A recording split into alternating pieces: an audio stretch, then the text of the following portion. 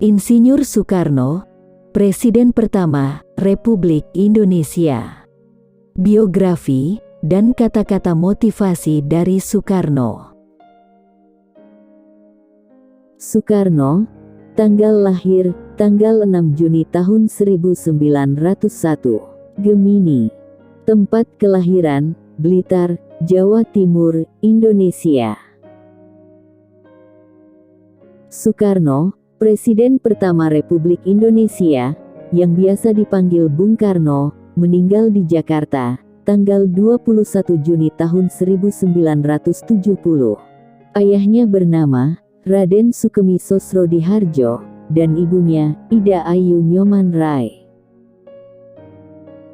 Ketika dilahirkan, Soekarno diberikan nama Kusno Sosrodihardjo oleh orang tuanya. Namun, karena ia sering sakit, maka ketika berumur 5 tahun, namanya diubah menjadi Soekarno oleh ayahnya. Nama tersebut diambil dari seorang panglima perang dalam kisah Baratayuda, yaitu Karna. Nama Karna menjadi Karno karena dalam bahasa Jawa, huruf A berubah menjadi O, sedangkan awalan Su memiliki arti baik.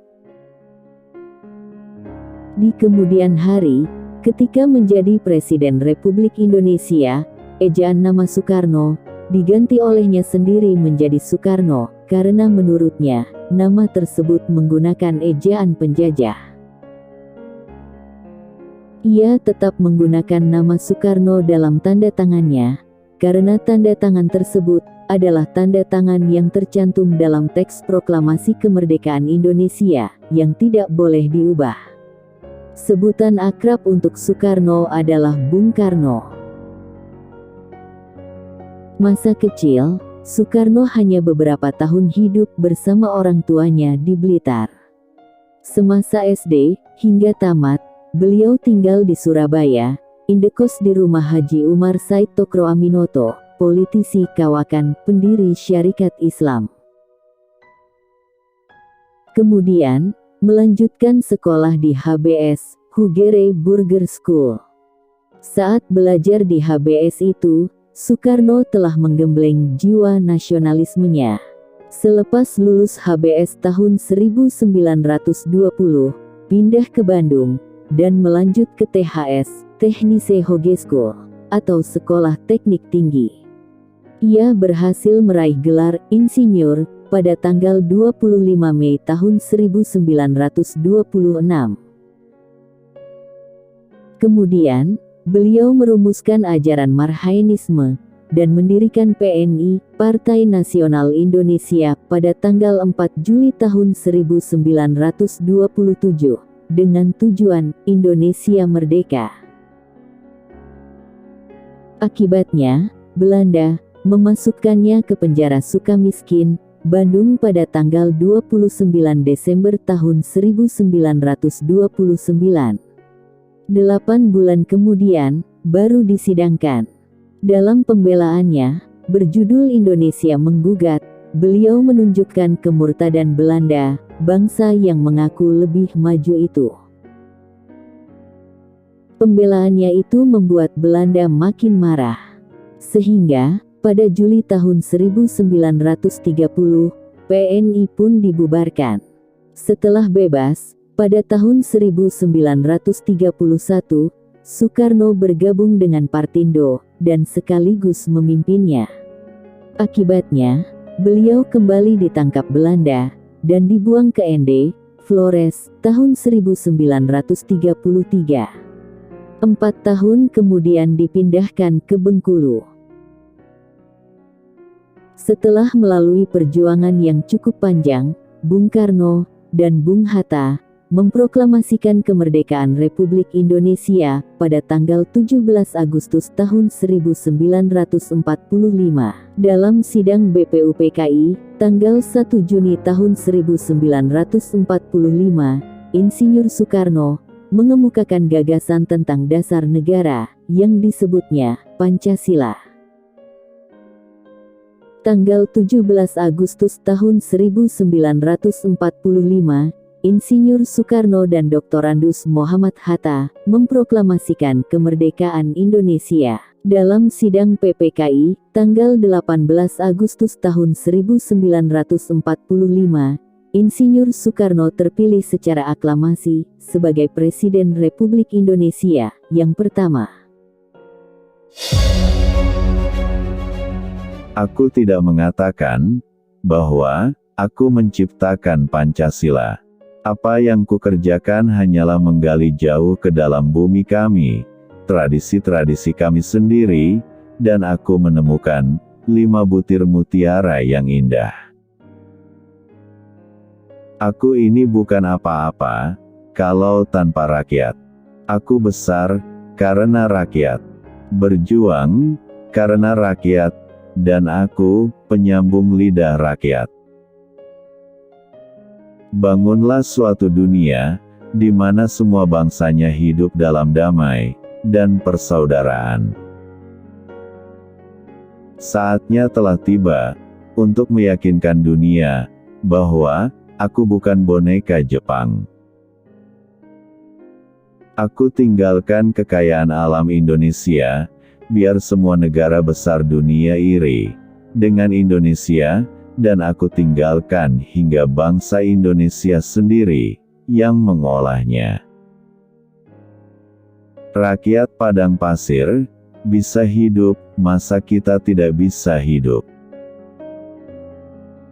Engkau telah sering mendengar mengenai diriku, bahwa aku ini sejak umur 16 tahun, telah mencemplungkan diri dalam gerakan untuk tanah air, bangsa, dan cita-cita.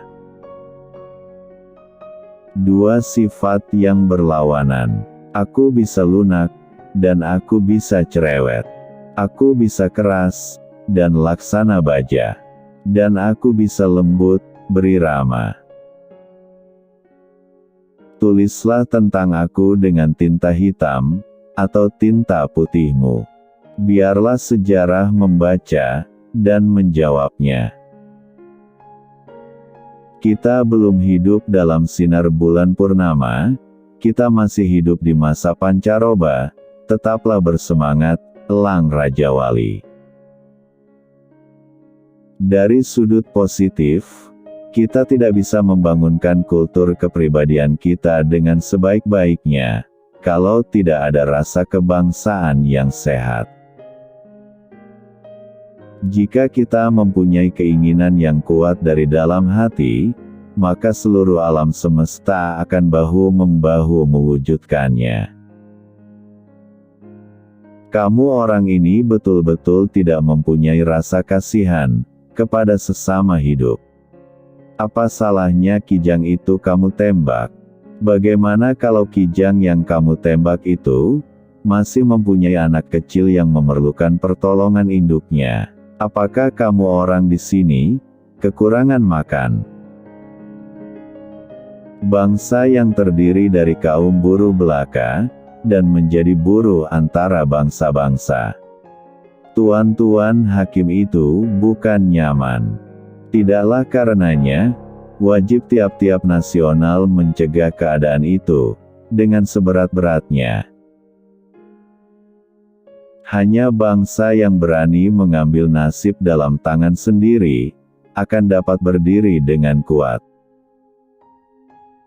Kalau kita tidak bisa menyelenggarakan sandang, pangan di tanah air yang kaya ini, maka sebenarnya kita sendiri yang tolol, kita sendiri yang maha tolol. Janganlah melihat ke masa depan dengan mata buta. Masa yang lampau adalah berguna sekali untuk menjadi kaca bengala daripada masa yang akan datang. Orang tidak bisa mengabdi kepada Tuhan dengan tidak mengabdi kepada sesama manusia. Tuhan bersemayam di gubuknya si miskin. Hidup bukanlah tentang aku bisa saja, namun tentang aku mencoba. Jangan pikirkan tentang kegagalan, itu adalah pelajaran. Bangsa adalah segerombolan manusia yang keras, Ia punya keinginan bersatu, dan mempunyai persamaan watak yang berdiam di atas satu geopolitik yang nyata, satu persatuan. Bunga mawar tidak mempropagandakan harum semerbaknya, dengan sendirinya, harum semerbaknya itu tersebar di sekelilingnya. Jangan kamu pernah merasakan bahwa cinta yang kamu rasakan itu membuatmu derita. Sungguh Tuhan memberikan cinta dalam hatimu adalah anugerah, dan itu harus kamu syukuri.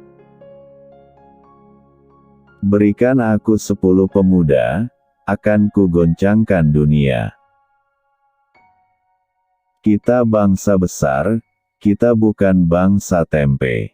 Kita tidak akan mengemis, kita tidak akan minta-minta, apalagi jika bantuan-bantuan itu diembel-embeli dengan syarat ini, syarat itu. Lebih baik makan gaplek, tetapi merdeka, daripada makan bestik, tapi budak. Berilah aku 1.000.000 orang tua, maka aku akan sanggup memindahkan Gunung Merapi dari tempatnya, dan berilah aku 10 pemuda yang bersemangat besar, niscaya aku akan sanggup menggemparkan dunia. Bangsa yang tidak percaya kepada kekuatan dirinya sebagai suatu bangsa, tidak dapat berdiri sebagai suatu bangsa yang merdeka. Kalau pemuda sudah berumur 21 sampai 22 tahun, sama sekali tidak berjuang, tak bercita-cita, tak bergiat untuk tanah air dan bangsa, pemuda begini, baiknya digunduli saja. Apa yang sudah disepakati secara politik, jangan pernah diperdebatkan secara estetis. Laki-laki dan perempuan adalah sebagai dua sayapnya seekor burung. Jika dua sayap sama kuatnya, maka terbanglah burung itu sampai ke puncak yang setinggi-tingginya. Jika patah satu daripada dua sayap itu, maka tak dapatlah terbang burung itu sama sekali. Bangsa yang besar adalah bangsa yang menghormati jasa pahlawannya. Barang siapa ingin mutiara, harus berani terjun di lautan yang dalam. Jadikan deritaku ini sebagai kesaksian bahwa kekuasaan seorang presiden sekalipun ada batasnya. Karena kekuasaan yang langgeng hanya kekuasaan rakyat, dan di atas segalanya adalah kekuasaan Tuhan yang Maha Esa. Perjuanganku lebih mudah karena mengusir penjajah, tapi perjuanganmu akan lebih sulit karena melawan bangsamu sendiri. Apabila di dalam diri seseorang masih ada rasa malu dan takut untuk berbuat suatu kebaikan, maka jaminan bagi orang tersebut adalah tidak akan bertemunya ia dengan kemajuan selangkah pun. Dalam pidatoku, sekali merdeka tetap merdeka. Ku cetus semboyan, kita cinta damai, tetapi kita lebih cinta kemerdekaan. Kami menggoyangkan langit, menggempakan darat, dan menggelorakan samudera, agar tidak jadi bangsa yang hidup hanya dari 2,5 sen sehari. Bangsa yang kerja keras, bukan bangsa tempe. Bukan bangsa kuli. Bangsa yang rela menderita, demi pembelian cita-cita. Jikalau aku, misalnya diberikan 2 hidup oleh Tuhan, 2 hidup ini pun akan aku persembahkan kepada tanah air dan bangsa. Kita mendirikan negara Indonesia, yang kita semua harus mendukungnya. Semua, buat semua. Bukan Kristen buat Indonesia, bukan golongan Islam buat Indonesia, bukan Hadikusumo buat Indonesia, bukan Van Eyck buat Indonesia, bukan Nitisemito yang kaya buat Indonesia, tetapi Indonesia buat Indonesia. Semua buat semua. Aku lebih suka lukisan samudera yang gelombangnya menggebu-gebu daripada lukisan sawah yang adem ayem tentram. Berpedomanlah pada harapan dan ketetapan hati. Berpedomanlah pada cita-cita, berpedomanlah pada impian dan angan-angan. Jangan sekali-sekali meninggalkan sejarah. Saya katakan bahwa cita-cita kita dengan keadilan sosial adalah satu masyarakat yang adil dan makmur, dengan menggunakan alat-alat industri, alat-alat teknologi yang sangat modern, asal tidak dikuasai oleh sistem kapitalisme. Kemerdekaan hanyalah didapat dan dimiliki oleh bangsa yang jiwanya berkobar-kobar, dengan tekad merdeka, merdeka atau mati. Kalau perempuan itu baik, maka jayalah negara. Tetapi kalau perempuan itu buruk, maka runtuhlah negara. Entah bagaimana tercapainya persatuan itu, entah bagaimana rupanya persatuan itu, akan tetapi, kapal yang membawa kita ke Indonesia merdeka, itulah kapal persatuan adanya. 1000 orang tua bisa bermimpi, 1 orang pemuda bisa mengubah dunia.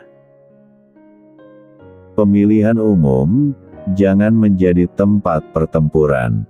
Perjuangan kepartaian yang dapat memecah persatuan bangsa Indonesia. Negeri ini, Republik Indonesia, bukanlah milik suatu golongan, bukan milik suatu agama, bukan milik suatu kelompok etnis, bukan juga milik suatu adat istiadat tertentu, tapi milik kita semua, dari Sabang sampai Merauke. Perbaikan nasib ini hanya bisa datang 100%, bila mana masyarakat sudah tidak ada kapitalisme dan imperialisme. Gantungkan cita-citamu setinggi langit, bermimpilah setinggi langit. Jika engkau jatuh, engkau akan jatuh di antara bintang-bintang. Belajar tanpa berpikir itu tidaklah berguna, tapi berpikir tanpa belajar itu sangatlah berbahaya. Beri aku 1000 orang tua, niscaya akan kucabut Semeru dari akarnya. Beri aku 10 pemuda, niscaya akan kuguncangkan dunia. Itulah konsep nasionalisme yang didirikan Indonesia. Bukan orang Jawa, bukan orang Sumatera, bukan orang Kalimantan, Sulawesi, Bali atau lainnya, tapi orang Indonesia, yang bersama-sama menjadi fondasi satu kesatuan nasional. Terima kasih telah menonton video ini. Semoga menjadi inspirasi, dan bagikan pendapat kalian di kolom komentar. Jangan lupa untuk like dan subscribe. Jangan lewatkan video berikutnya.